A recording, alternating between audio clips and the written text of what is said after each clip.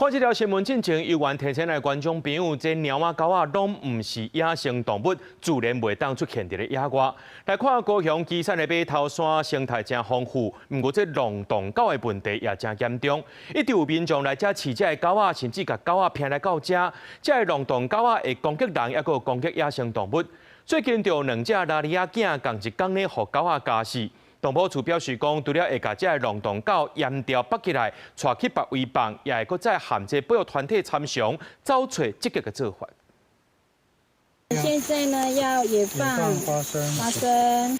對盤野內底甲裝信過去的拉力囝偷偷掠出來野講，某一下就家己走去找康美。佇咧高雄旗山馬頭山出事，已經6個月大拉力囝偷偷，甲另外一隻阿喬，則拄家己出去生活無偌久，佇咧同一天，互賓科大研究員發現已經互浪動狗咬死。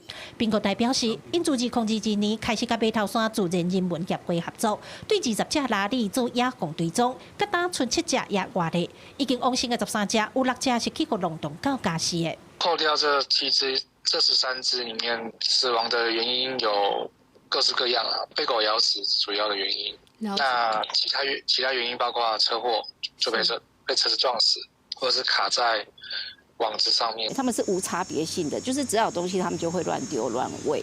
對，但是還有一個我覺得很值得詬病的，就是所謂的乾淨餵養。對，那你餵養還是造成狗的群聚嘛？對，那它會無限的繁殖。那拉力生命受威脅，去年馬頭山就捌發生規群的浪動狗咬死梅花鹿，甚至會捉細漢囡仔。當地浪動狗數量降袂落來，上主要的原因就是有人定拄摕物件來飼，也是無愛飼就掠來吃飽。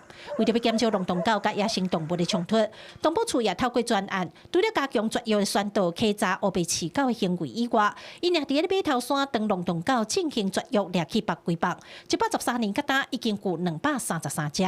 透過專案方式，優先移除未絕育之母犬以及民眾指認具攻擊性犬隻，同時也導入智能圍籬，結合遠端控制設備，以提升捕捉成效。賓科大表示，死去的拉力囝偷偷是阿輝第3體，伊的第1體花妞嘛是互狗仔咬死的，包括阿輝尾溜嘛是互狗仔咬斷去的。動保處強調，會擱找地方的保育團體來討論，希望會當找出較有效的防治方式。記者柯家族邱朝陽高雄場報道。